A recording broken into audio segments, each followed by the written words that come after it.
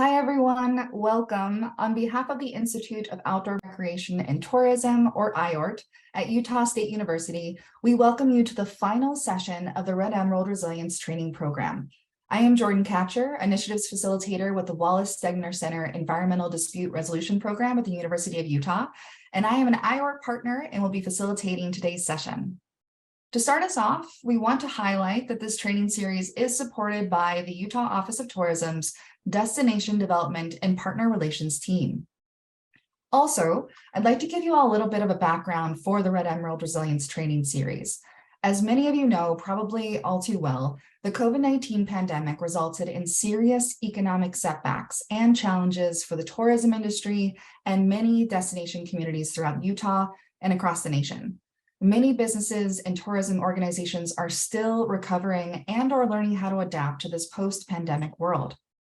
To address this need, the Utah Office of Tourism and IORT came together to build this webinar training series with the purpose of helping Utah's tourism industry and local businesses recover from COVID-19 and become more resilient to future shocks. We consulted with industry leaders and business owners throughout the state via interviews and a survey, and used what we heard via that consultation to inform the creation of this series. The topics and design of the training sessions reflect what we heard was most important. Our ultimate hope in conducting this training series is that through sharing best practices and strategies, lessons learned, and success stories, we can help Utah's tourism industry and businesses thrive in an ever-changing world. For the full training program, please see our website, which we will post promptly into the chat. This training series is organized into 3 segments. So the first segment focused on communication for resilience. The second segment focused on resources for resilience. And the third segment has been on planning for resilience. Today's session marks the final training session on planning for resilience and is also the final webinar series episode. Today, we will conclude with a focus on how to effectively partner with local and regional governments on issues that impact the tourism industry. As with all of our sessions, this session is particularly targeted toward people that are working in and within the tourism industry. However, we do expect that today's content will be relevant for really anyone that's interested in this topic. So today, we are joined by 4 special guests who will be discussing this topic and sharing their wisdom with all of us. We have Betsy Byrne, landscape architect with the National Park Service's Rivers, Trails, and Conservation Assistance Program. We have Elaine Gizler, Director of Economic Development and Visitor Services for San Juan County. Andrew Leary, Director of Sustainable Tourism and Partnerships with Leave No Trace. And Cory MacNulty, Associate Director for the Southwest Region with National Parks Conservation Association. Each of our speakers brings a unique perspective and extensive experience within the tourism industry. Our speakers will join us in just a moment, but for now, I just want to say thank you to all of our speakers for joining us today to share your wisdom. For the audience, a few important things to note. So this session is being recorded. We will share the session recording along with the webinar summary via our website after the event. In a moment, we are going to jump into a little bit of the interactive component to this presentation. And throughout the session, those of you that are on this live webinar should expect to engage with us that way. So this is how it's going to work. We want to hear how things are going for you and what you're thinking about. So we'll be presenting some questions for you to respond to throughout the presentation. We will post those prompts for the audience using the chat function. And we encourage you all to respond to any prompts that you see in the chat. If you have specific questions for the panelists during the presentation, please post that question using the Q&A feature at the bottom of your Zoom screen. We'll address those questions if and as we have time.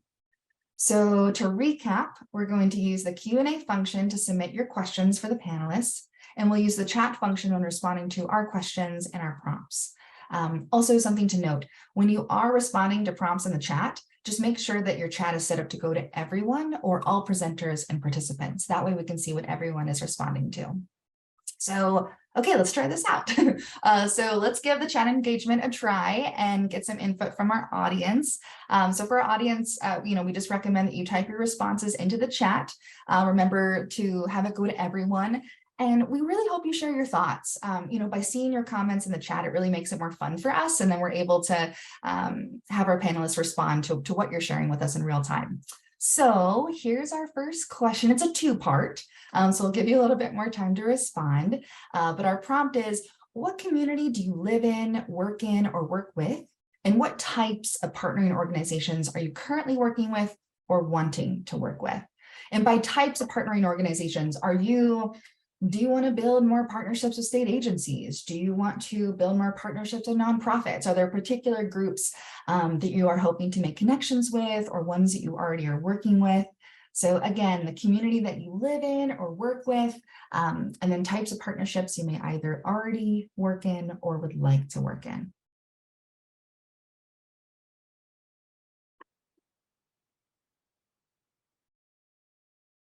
We'll give you all a little bit of time since it's a two-parter.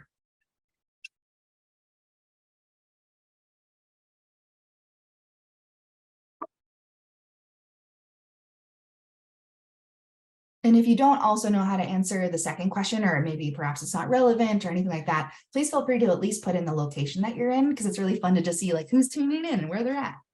Thank you, Ryan. So we've got Green River, Tooele, and Summit counties. We've got co-networking in the Southwest and Southeastern Utah, looking to build more partnerships between small businesses and local city and county governments. Yeah, absolutely. Diana with the town of Bluff, with the Bears Ears Coalition with San Juan County Visitor Services, Saratoga Springs with Tippy, Kate coming in, working statewide on issues of scenic preservation and raising awareness of the impacts of visual pollution and benefits of protecting our scenic vistas. Oh yeah, so partnering with groups and agencies and businesses with overlapping goals and interests, right? Like all of these different entities working together. I love that, Kate. Thank you for sharing. And Allison with Monticello and San Juan County, working with the incorporated communities, working with local land management, right? Tons and tons of public land in that area. And Tina with tourism in Carbon County, like to have representation on the current Main Street Coalition. I'd like to work on trail projects with BLM. Colette working with the governor's office. Wonderful. This is so lovely. Thank you all for throwing in your information. Please feel free to keep throwing things in too. And we're going to segue also to our next question, which is like, what is one thing that you're hoping to get out of today's webinar? So when you saw the advertisement and you were like, ooh, partnerships, what came to mind? What kind of nuggets of wisdom are you looking for, or would be most beneficial that perhaps our panelists can really address in real time? And thank you, Lisa, for putting in that prompt. So yeah, any thoughts and considerations for what you'd like to hear from us today?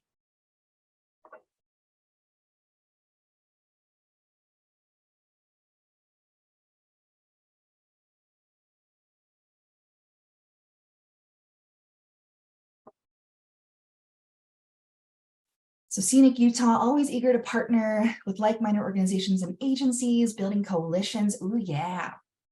Diana, so realistic approaches and working with town governments who have a very wary eye on tourism. Yeah, like what are perceptions and the cultures of communities, and what does that look like when it involves tourism? What has been the history of tourism in those communities, and what does it look like when you're working on those projects? Absolutely. Excited to invite our tourism partners to help them get ideas on how they can work with the different agencies on tourism issues. Yeah, like how will these pieces fit together? Ooh, what's the next big thing? I work for a city, and I'd love to know how we can work with the tourism industry more for economic development and planning. Yeah, right. Like what's even out there if you work for a municipality or an unincorporated community. Yeah, new ideas, example of what has worked for others. All delightful, good, because a lot of our questions really target these, right? The sort of the breadth of partnerships and where they can go and how they can evolve. And we've really chosen our panelists very strategically to be able to share these different components, whether you're working for a local government or you're working for a nonprofit or a federal agency.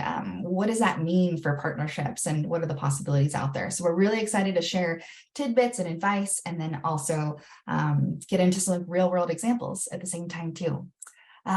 So thank you all for sharing your thoughts to kick off this conversation. We're really appreciative of your involvement.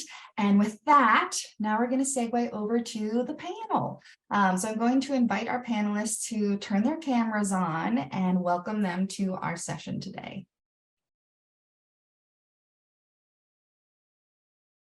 Hi, thank you. Okay, so before we kind of dive into all these questions, I want to give the audience a chance to just learn a little bit more about each and every one of you. So panelists, in about 1 to 2 minutes or less, I would love if you could introduce yourself, the agency or nonprofit that you work with, and kind of how that fits within like the broader tourism industry as a whole. Pretty easy prompt question, I think. But I'm gonna have Betsy, if you don't mind, I'll have you go first, and then I will call on each of our panelists to introduce themselves individually. Thank you. Yeah, hi, I'm Betsy Byrne. I'm with the National Park Service Rivers, Trails, and Conservation Assistance Program. It's a long name. I often shorten it to RTCA. So if you hear me refer to that, that's what I'm talking about. But what we are is the community assistance arm of the National Park Service. So we work with communities on community-led outdoor recreation or conservation projects. It doesn't have to have anything to do with a National Park Service unit. It can just be like a community says, hey, we want to work on a trail system or river access, or, we want to make our communities more walkable. We can help work with them on that. And it often takes the form of like early planning assistance, which may be identifying what partners are out there that can help them kind of make their vision become a reality. So identifying vision, resources, partners, getting out on the ground and helping them figure out what they want to do to set them on the road to realizing their vision. So that's what we do. And I can put I'll put our my link to our organization in the chat box just in case people want to know more. Yeah, thank you, Betsy. And you all are beyond Utah in your region, right? What are all the other states that are in your region? Yeah, we're nationwide. I'm based here in Salt Lake City and work, kind of across the region, but we have folks that cover the entire country. Thank you. How about next, Cory? Hi, everyone. Thanks for having me. So my name is Cory MacNulty, and I'm an Associate Director for the Southwest region of National Parks Conservation Association. The mission of our organization is to protect and enhance national parks for present and future generations. So we're really about protecting those parks for the long term. Our region encompasses the four corner states of Colorado, New Mexico, Arizona, and Utah. But I work, my colleagues and I primarily work on the 13 national park sites in Utah. And in 2021, 14.8 million people visited the national parks in Utah and spent an estimated $1.6 billion in local gateway regions. And that really drove the rebound of Utah's tourism industry in the midst of the pandemic. But the national parks are really driving the long-term, consistent, and sometimes rapid growth of the tourism industry in Utah. And while I partner with gateway communities on a whole variety of issues, from clean air to nearby development around parks, the most pressing and really complex issue that I've been working on for a long time is working in partnership to seek solutions to crowding and congestion in our busiest parks, neighboring communities, and neighboring public lands, because the decisions made in each of those entities really affect the others. And so partnerships are really key to looking for solutions to those issues. So thanks for having me. Thank you, Cory. Elaine, would you like to go next? Sure. Good afternoon, everyone. And I'm thrilled and honored to be here. And I am currently in San Juan County, the Director of Economic Development and Tourism. And I've been here about 1 year and 2 months. And prior to that, I was in Grand County as the Director for Tourism for about 6 years. And complete difference in tourism going from one county from Grand County to San Juan County. But what I find so incredible down here in San Juan County, while we don't have anywhere near the amount of visitation that I experienced at Arches and Canyonlands in Grand County, we have a diverse population, a diverse landscape, and it is just amazing to see the difference and to experience that. So in fact, this month we're celebrating Native American Heritage Month, and we have a lot to celebrate down here in San Juan County. So it's a pleasure to work with all of the people in this area in San Juan County, and work with all the land agencies. They're our partners. We also work with some of the other are partners with the national parks because we're part of Sun Parks. So we have a lot of partnerships. Utah Office of Tourism. We work with a lot of entities around the state to help with tourism. And now that we're focused on economic development, working to try to bring more visitation, but managed visitation to San Juan County. So we can, as I say to the people here in San Juan County, we can manage our destiny. We want to talk about and promote sustainability and how to recreate and teach the visitors. And I'm very excited to have a part in working with Bears Ears. I know that is going to be just an amazing place that visitors are going to want to see from around the world. So I'm happy to be here and really feel privileged to be on this call. Thank you, Elaine. And last but certainly not least, Andrew. Yeah, hey everybody, glad to be here with you. My name's Andrew Leary. I'm the Director of Sustainable Tourism and Partnerships with the Leave No Trace organization. So we're the nonprofit organization that's behind everything you've ever heard about related to Leave No Trace since 1994. We work nationwide, and we also have international chapters of our organization as well in Canada and Japan and Australia and New Zealand and a number of other places. And our mission is to really make people a conservation solution to help to minimize the impacts that take place when we spend time outdoors. I'm sure everybody here can think of at least 3 impacts: trash, litter, the list goes on, that you've probably seen since the pandemic. And those impacts have been going on for a long time, even pre-pandemic, certainly. So we work with federal agencies at the DC level. We work regionally with federal agencies and state partners as well, but then a number of community groups. And then for the team that I work with specifically, we do a lot of activations in the travel and tourism space because of those close ties between outdoor recreation and visitor economies that destination management organizations are so attuned with and really trying to bring that development to their region. Beautiful. Thank you all for your introductions. So before we dive into our discussion, I think it would be really great if each of our panelists could share perspectives on the role that each of you and your organizations play within a typical partnership. So for example, like how are those partnerships typically formed and structured, and like what role do you tend to play in those partnerships? And just for us all to get kind of an idea of where you all fit within that. So I'd love, Andrew, if you wouldn't mind responding first, and then we'll have others chime in afterward. Yeah, absolutely. So Leave No Trace works with our prospective partners, and the easiest way to understand it would be an education consultation type relationship. We work with our partners to determine what logical alignment exists between Leave No Trace and the destination or the organization or community that we're working with.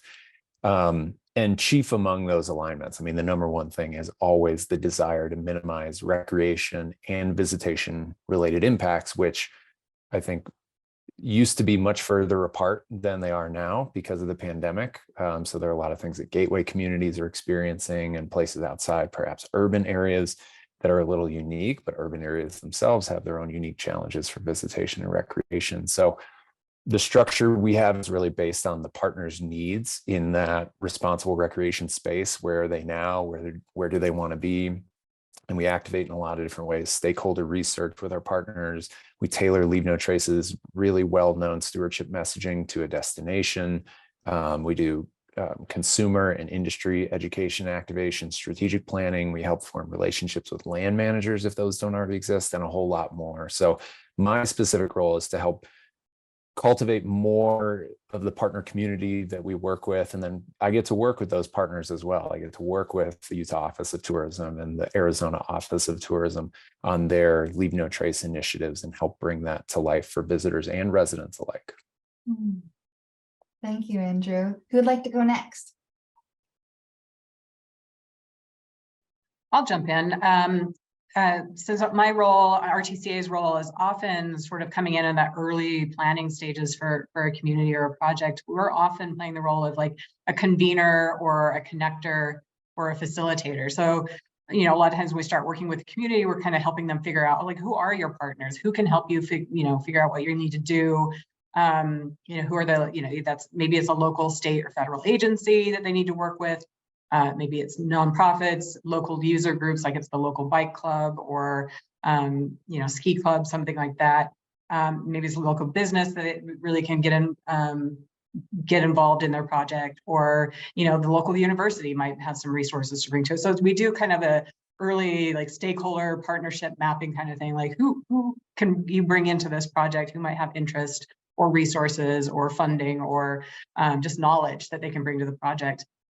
And sometimes, we work with project partners who are like, we already know who all our partners are, but we need to figure out how to work together. So we can, in those cases, come in and kind of help them figure out, some organizational development kind of stuff. Like, here's our charter for how we're going to work together and make decisions, and kind of work through the process of, planning out what are our assets, what do we want to do, what are our goals, that kind of thing. Thank you. I'll go next. Being a DMO, we have a vast network of partnerships. We work with you almost have to work with everyone, which is exciting because then you get everyone into the mix. So, you're working like in San Juan County, we've got different communities. So we're working with each of the cities to find out their needs. Now with the Navajo Nation and all the different chapters, trying to work with the individual chapters to see what their needs are and what their nuances are, working and really surveying the local community. What do they want? What direction do they feel we would like to take? Really partnering with other DMOs that are in sister counties to band together to work on itineraries, to take advantage of pulling together and how we can support each other. So the DMO office really networks with the state, just with everyone, and you have to be open and just because you've done something for many years doesn't mean you need to continue it that way. I like to learn and listen, and if there's a better way to really approach something, we certainly want to do it. But I think it's a vast network, and you really need to bring as many people, all the land agencies, everyone in to that network to help support each other. Great. And, we as a national organization, we're involved in a whole lot of different partnerships and play different roles, from the leaders of those partnerships, conveners, facilitators, as Betsy mentioned.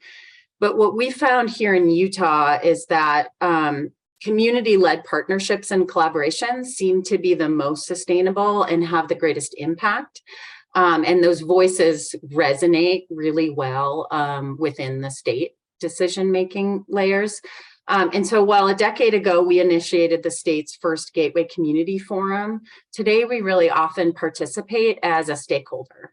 So we provide expertise in both regional and national perspectives and experiences that we try to bring to the table in partnerships and in collaborations to help kind of broaden the perspective, broaden the view of potential solutions to challenges, and really help identify opportunities for gateway communities in these partnerships. So wide variety, but that's kind of where the niche and the place that we've played in recent years.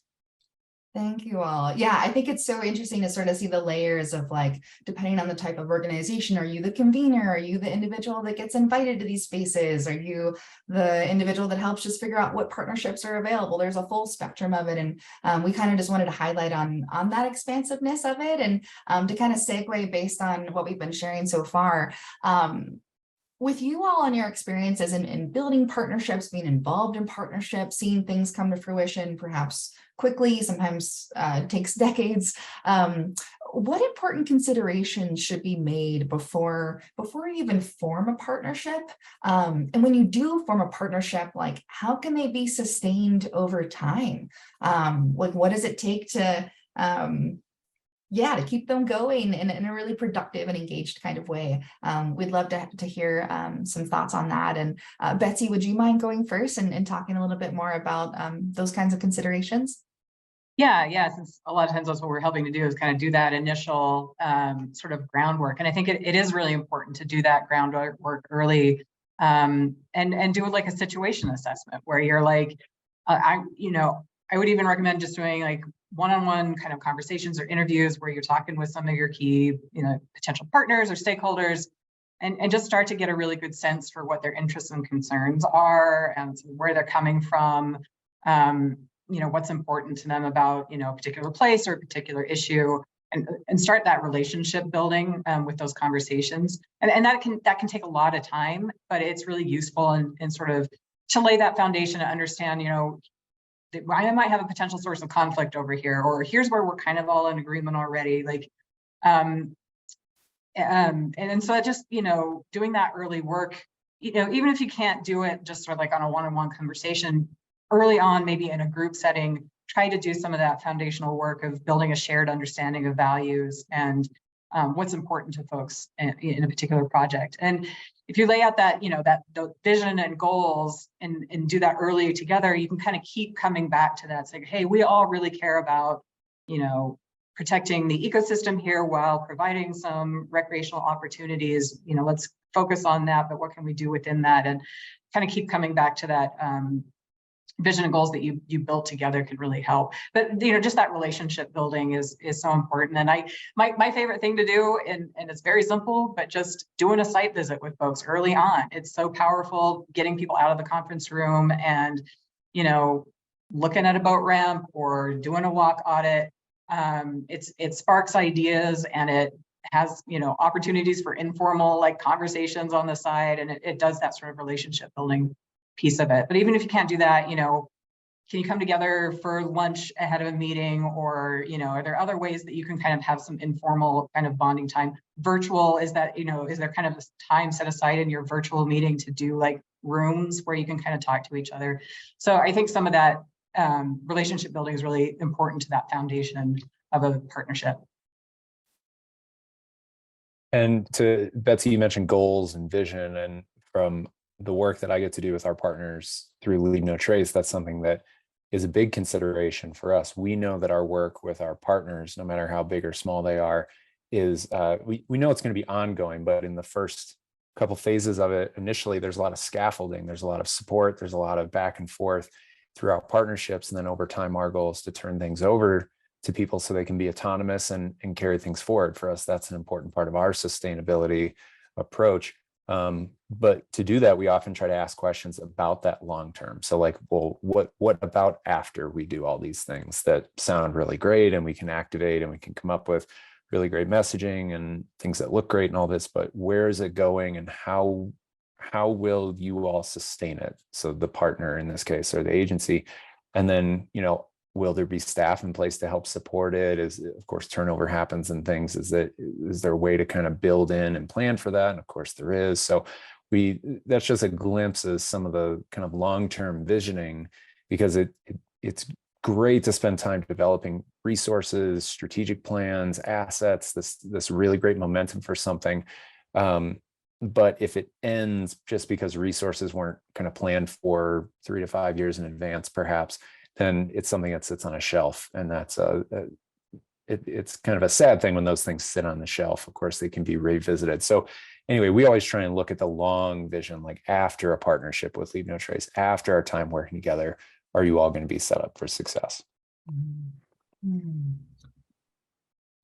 And I'll just jump in real quick. I think just to kind of reiterate Betsy's point that you really need to take time to understand the needs and perspectives of the partners, and also go in with the intent to really meet people where they are. And so you have your own goals, but you really need to understand the partners and where your goals align, but also where they might differ, and be really open and flexible to meet partners where they are starting from. And I think to that end, one recommendation I would have for communities working with public land managers is to really take the time to understand the mission as well as the constraints that agencies have going into a partnership, so that you can really build expectations and goals that align. And I think that's something that we see is particularly here in Utah, where we have so many agencies represented. It really takes a little bit of extra time to understand, what's the Park Service mission and their constraints, what's Bureau of Land Management, Forest Service, state parks, et cetera. And I think that's a really important foundation to work from when building a partnership.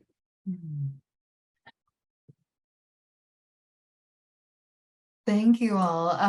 It's interesting. There's been so many nuggets that have been shared already. And I love this idea of, Betsy thinking about before you even start it, just talking to people, right? Or if say for instance, you've just entered into a new community, or it's like, what's the history of that community, right? Like what has gone on in the past, and how can that help inform you in these partnerships? And even thinking about Elaine, like you were with Grand County for several years and now switching over to San Juan County. And so it's like, what are the differences there? What does that look like? What is, planning and tourism been like in that different landscape? And yeah, for us to just take the time, which is so hard sometimes, right? You just want to start, you just want to like get going and see results. But how much more impactful can it be when we like take a step back and figure out who those individuals are? And then like Andrew, like you were sharing, like, okay, if we start this, how is it going to exist? Who's going to take care of it? It's this little baby.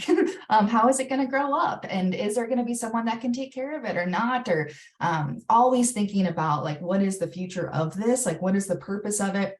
And what is the capacity, Cory, of these organizations? Like, can they even do what we're thinking of doing? And that's where with the situation assessment, it's like you can talk to these public land managers and different DMOs and kind of figure out what is everyone capable of doing, and how does that fit together?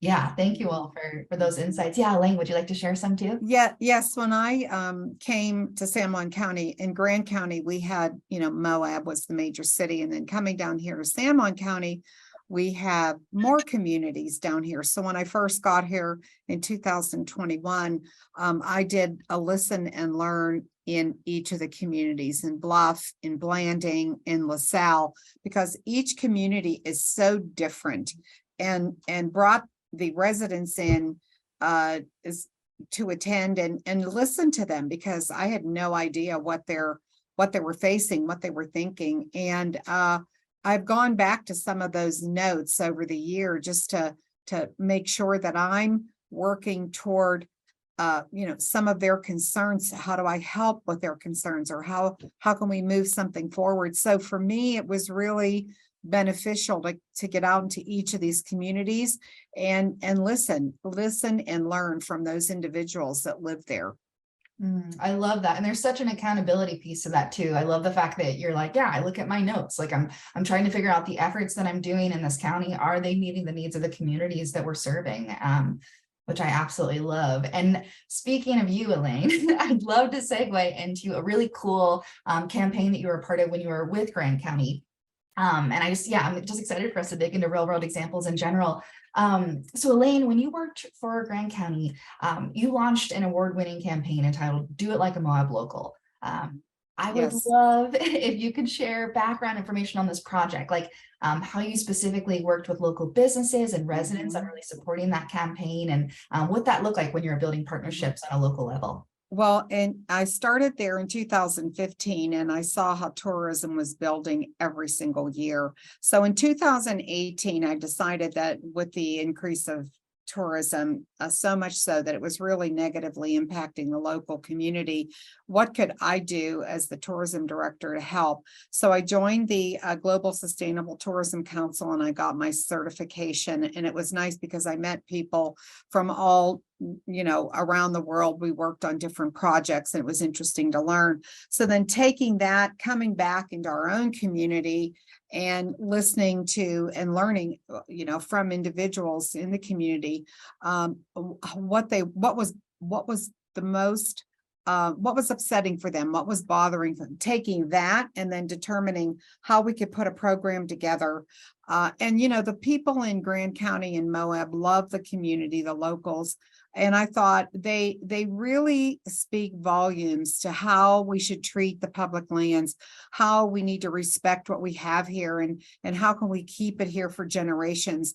So I worked with the marketing agency of record at that time, and they came up with the Do It Like a Moab Local, because it really represented the local community and their love and their care for everything that was there. Some of the locals did not like it. I have to admit, it was a little bit of a tough sell, but we put a whole program together. It was videos, it was, billboards, marketing materials. We met with all the businesses. We had t-shirts printed that we distributed to all the supermarkets, all the stores, in the community. We met with all the lodging properties and gave them the marketing materials so that when a visitor checked in, they could explain to the visitor a little bit about this program. We had UTV videos made, and we went to the UTV companies and we included the UTV companies in actually making the videos, the local companies, so that they could participate and show the visitors who were renting UTVs, or if they were getting a license for their UTV, to watch it and talk about no high banking, taking water. We incorporated all of the leave no trace. We felt that was critically important to bring those pieces of it into the project. So we had them as a partner. So we worked diligently over almost a 2-year period to work on educating visitors before they came to Grand County, what we would expect them to do, what we'd like them to do. We had the locals talk about it. And I think the businesses really got behind it because they knew we had to start working on something because visitation was just exploding. So we actually submitted our marketing program, the video, and did win in 2019 an award from ESTO. We beat out some really big communities, but I think they saw how important it was that we were trying to approach education, sustainability, and making sure that we were working to teach people how to recreate responsibly. So that's wonderful. Thank you so much, Elaine. Yeah, I just think it's such an incredible example of how to really foster community, like intentional community engagement, right? Like when you're creating materials and thinking about what the challenges are that need to be addressed, it's very intentional that it's with those communities and with those residents. And then you're able to kind of have this like similar messaging even, right? Like that similar language that kind of permeates throughout all these groups, so that when you have, tourists and individuals coming into the community perhaps for the first time, they can start to see like, oh, it looks like there's, there are traditions and customs here and ways to experience these landscapes that are going to be really beneficial for the environment and for the residents. And I just love that example. And the fact that you brought up the Leave No Trace, Andrew, I'm curious, given the fact that you are working, Elaine was on a very local level, and with Leave No Trace, we have a very, national-wide organization. And I'm curious, in your experience, how you've managed to create partnerships with, anywhere from regional to state to local level tourism entities. If you're not like physically based in that location, how do you build partnerships throughout? Yeah, totally. Well, to piggyback off something Elaine mentioned as a jump into this, a lot of people associate recreation impacts with visitors. Visitors always get the finger pointed at them. It's always visitors, visitors, visitors. During the pandemic, it was this, I'll put it in air quotes, new users to the outdoors, which is a very problematic term, but more finger pointing. Turns out what we've been able to do with Leave No Trace, when we find alignment with our partners, whether it's working with Moab, whether it's working with the Utah Office of Tourism, Arizona Office of Tourism, all the different partners that we have, is that we know we can message to visitors, but as Elaine just described, when you bring in the hospitality sector and the recreation professionals that are there and bring them into being part of the solution, you're also educating those people who frequent the outdoors. And turns out residents are not immune to causing impacts. Everybody causes impacts to some degree. We can also be a part of the solution too. Mm-hmm. So when we work with our partnerships and we form those, that's a great baseline that we can bring in to the work that we do. Leave No Trace is most well known because of our stewardship education program, the Leave No Trace 7 principles. A lot of people kind of associate us with trash and litter, which in a lot of ways is okay because that's one of the more visible impacts, but there's certainly other impacts that are taking place because of it. So the on-ramp that we have because of our work at the federal and state level in public lands, it really helps align interests and helps us to bring together. But we'd also been able to, when we were developing this program back in 2017, and then throughout the pandemic, we spent a lot of time listening to prospective partners and what is it that they're trying to get out of this? Because it's more than just messaging. It's more than just clicking on a social media banner. Those are great and helpful, but what else can there be? So we try to form these partnerships and manage them so that we have a really great vision in mind, and we're really executing on some progressive tools and resources to reach visitors and locals alike. And then for expanding those partnerships, the travel and tourism industry is pretty peer-to-peer. Like there's a lot of people who used to work here and now they work here, or there are a lot of folks who, while they might seem like competing destinations, they're actually a part of the same association or part of the same board and things like that. So at least from our perspective, like the work that the Arizona Office of Tourism, for instance, around Appreciate AZ, or the Utah Office of Tourism and how they fit Leave No Trace under Forever Mighty, like that gets shared within those peer networks. And then more people contact us to say, hey, can you tell us more about that? And these are some of the ideas that we have. So it's this melting pot of things that's in front of us. And we found it to be really beneficial for starting conversations, but then listening and hearing what people have to say, and really building it based on what people need and where they want to go.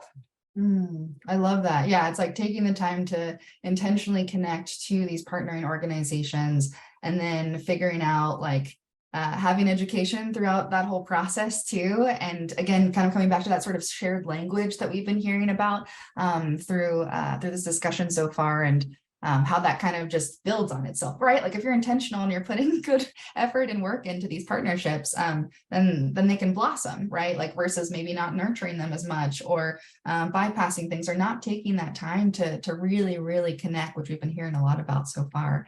Thank you both for that.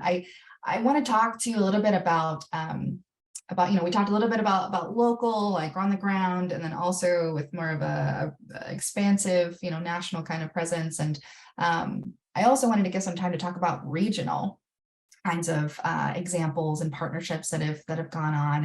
And Cory, working with the National Parks Conservation Association, an organization that's very closely tied to our national parks, but is not part of the National Park Service. What examples can you share with us on, regional planning that you're doing that goes beyond park borders and into those gateway communities? Yes, I would say that some of the most successful cross-jurisdictional and regional partnerships that I've really experienced in the 10 plus years that I've been working here. Some of the best examples are on Zion National Park, and there's three I just want to highlight. One is the Zion Region Collaborative, and this is a collaborative that actually formed the foundation of the NAR initiative. That is a great resource for a lot of people on this call. And this is a collaborative that's really, it started out as, the NAR initiative supporting it, but then it evolved into a community-led collaborative. And it's also not only led, but also funded and has a staff person. And this is really the communities in the south entrance to Zion National Park working together to address the challenges from large number of visitors coming to Zion National Park. And I think some of their greatest success stories are around transportation planning, and as well as working, the communities working together to get larger pots of funding for multi-use trails, as well as transportation from St. George all the way, public transportation into Zion National Park. So that's one really great example. And I can share some links that can be sent out afterwards. Another one is the Zion Region Recreation Planning and effort that's supported by the Zion Forever Project and facilitated by the Conservation Fund. And this is really kind of a next step in that, looking at Zion National Park the neighboring public land agencies, the communities, the county, kind of really all working together to look at how do we create a mosaic of recreation opportunities across the landscape, so that there is sustainable tourism, and as Zion National Park really needs to address their visitor use management within the park, and how that impacts the neighboring public lands as well as the communities. And then the last one I want to highlight is a private landowner partnership with Zion National Park, and they brought in a number of stakeholders on the east entrance of Zion, and it's in the East Zion Initiative. And they're really looking at creating a vision for a new gateway community, essentially at the east entrance to Zion National Park. So these are all really great examples.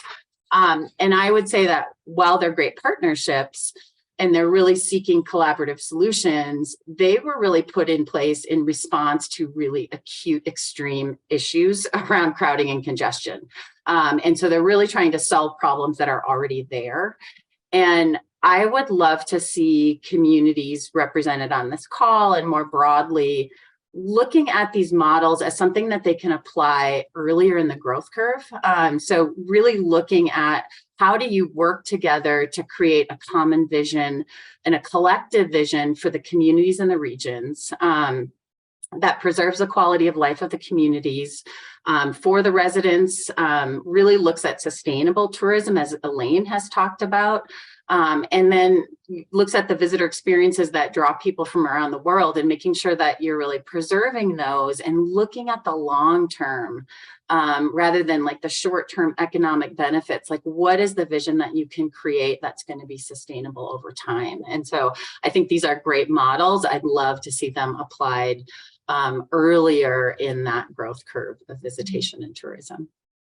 Thank you for sharing that, Cory. And something that I've loved so much about that example with the Zion Regional Collaborative is that, you know, these small communities that are, you know, at the entrance to Zion, they all have different approaches to how they want to interact with tourism, right? And so they're like, yeah, we're part of a region, but we all have our different needs and desires. And so it's been a really beautiful example of showcasing how each of these communities can really, you know, uphold their preferences and their styles and not feel like it conflicts with each other, but trying to figure out like, okay, we want to do this and you want to do this, so how do we make it work? Which I think is a really, really awesome example. And like Cory mentioned, we'll share examples of that, and we just highly encourage for any of you, if you haven't heard of it, if you're like, oh, I'm really interested in this kind of work, really recommend checking out that example, and we'll have links for that in our summary report.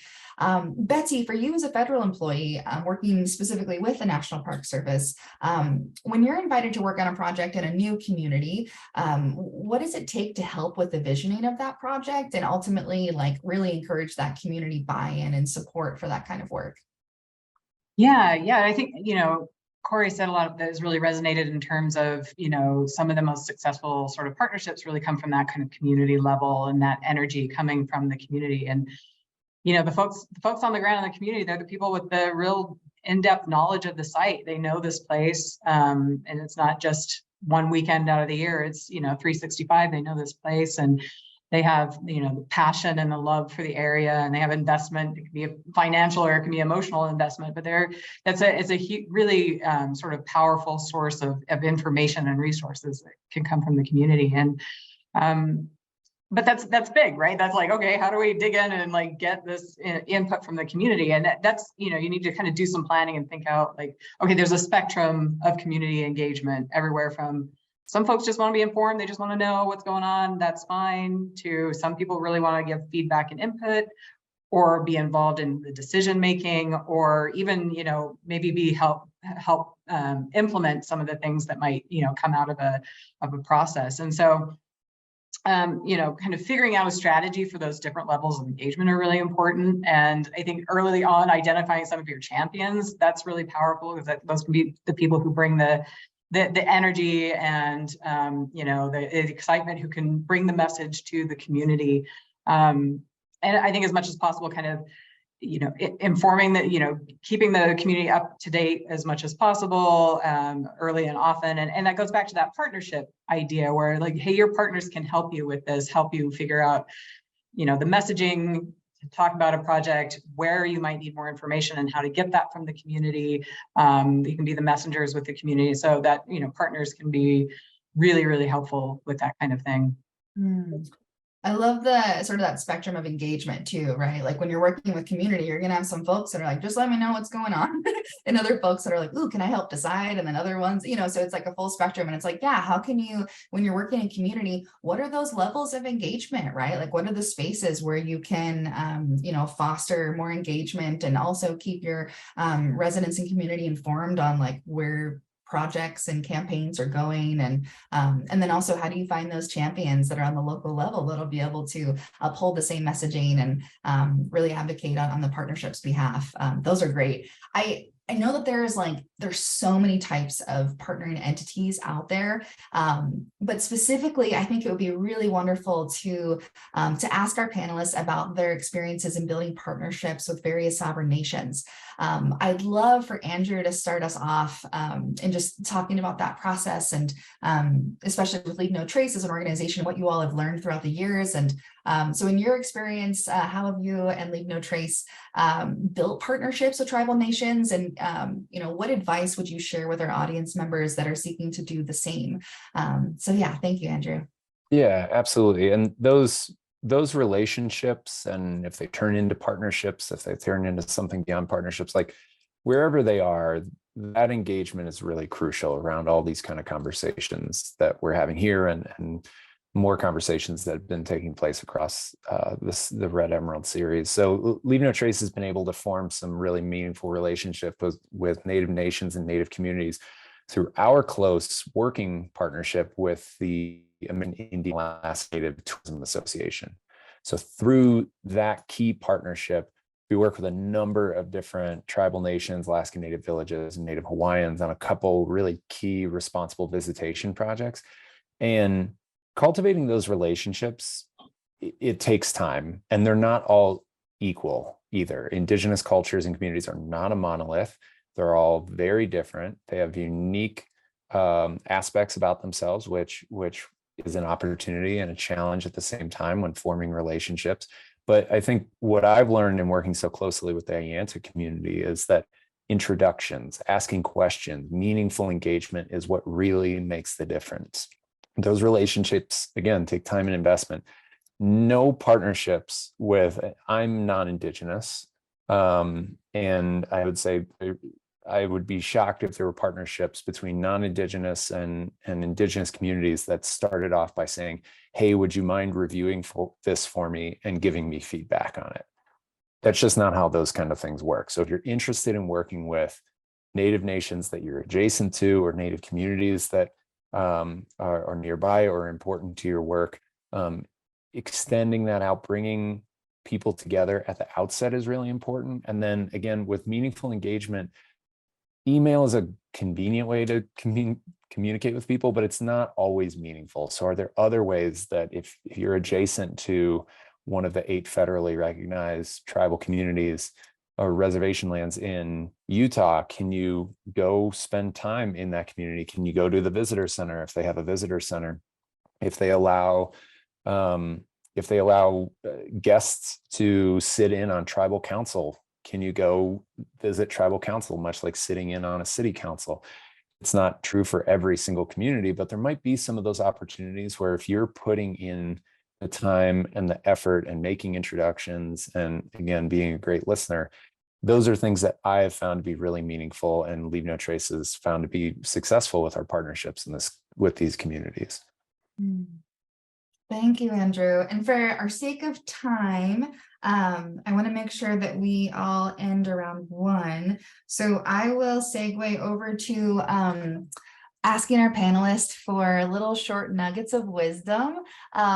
So to wrap us up, would each of our panelists please briefly share one nugget of wisdom for our audience today that could really help them build or strengthen their own relationships and partnerships among organizations and with residents, et cetera. So you can totally showcase something you've already shared or have it be totally new, but I will let you all go one after the other and just sharing little insights with us.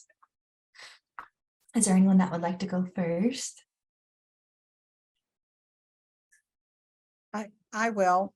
Coming down to San Juan County, I try to take the approach of looking at it like a tourist, like a visitor. What am I going to explore? What am I going to find? And I just want to keep that open perspective and appreciate and be grateful for everything I have, and realize here that we're so lucky to live in an area that is so vast and has so many beautiful public lands, and that we need to protect them so that they're here for generations to come, so that, you know, while we're experiencing them, can they be here for our grandchildren and their children? So, and not to ever take advantage of what we've got. Thank you, Elaine. And I'll jump in. Something I said before, when working with public land managers, really take the time to understand their missions and constraints to identify opportunities to grow your tourism economy, if that's where you are in the growth curve, but in sustainable ways that support your communities for the long term. So really thinking about long-term sustainability and protecting the things that Elaine was just talking about. And that can really be the core of kind of the future of your community if you're a gateway. Thank you, Cory. Yeah, and I'll just reiterate the importance of relationship building, and you know, if you can, try not to neglect that part. Maybe it's just, you know, grabbing a walk with somebody or just picking up the phone and talking to them, but that relationship building is huge to building these partnerships. Thank you, Betsy. And Betsy, to build on what you just said, picking up the phone, like we're all so used to, I think, emails and this very, hey, let me just introduce myself. Like we're all getting so many emails, right? Like very few people are picking up the phone. I actually find it refreshing when I get phone calls from people, and it's not always the ideal time, but I like that effort. I appreciate that. And I think going along with that, it's been mentioned already, but listening, like what is that person, what is going on in their world? Like you may have an idea for what a partnership could look like, and eventually you might want to bring them into those ideas or try and, you know, promote some of those ideas. But you really, I think we all need to listen, do a lot more listening to what the communities around us are interested in and what their goals are and what their challenges and friction points are and things like that. Because if we're built on that supportive and being empathetic to things that are going on and listening, then we can move forward with those opportunities to overcome the challenges that are probably pretty communal between a destination, land managers, a hotel business, a nonprofit that promotes sustainable and stewardship education. Thank you, Andrew. And just thank you all, wonderful speakers, for your suggestions and your advice and inspiration. Speakers, I invite you to turn off your videos while we wrap up. And again, just you all have been delightful. Thank you for sharing so much wisdom with us. Turning back to our audience before we wrap up, I want to take a moment to hear what participants are taking away from this session. So we're going to do that via the chat. So again, we're going to post the prompt into the chat, and then you can just type your response there. And before you submit, just make sure to have your response go to all the presenters and the panelists. So again, our question is, what is one thing you're taking away from this training? Is there a little nugget of wisdom that you were really interested in wanting to share? And we'd love to see that in the chat if you would like to share it with us.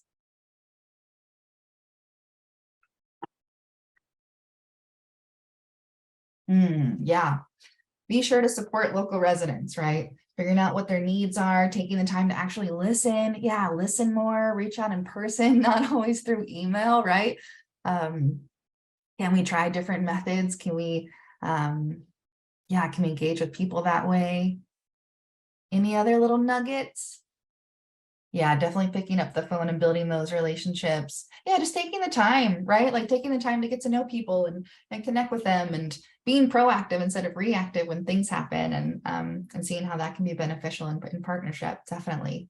Thank you all for your participation today with our webinar. We've now come to the end of the Red Emerald Resilience Training Program, which really concludes our training series.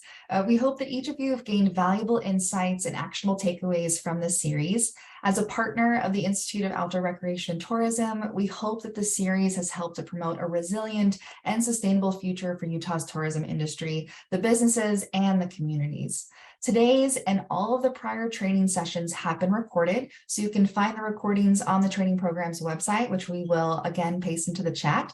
Please spread the word. If you haven't watched our other sessions, please go watch them and share them within your networks. And then a final note for our audience, we would love to hear your feedback on today's session. So you will be receiving an automatic survey that will be sent to your email after the session concludes. It should take just a minute or two to complete. We would really appreciate your input on today's training session, and we just thank you for participating. So with that, a final thank you to our lovely panelists for sharing their wisdom with us today, and a special thank you to our sponsors, the Utah Office of Tourism's Destination Development and Partner Relations team. Best wishes to you all. Thank you.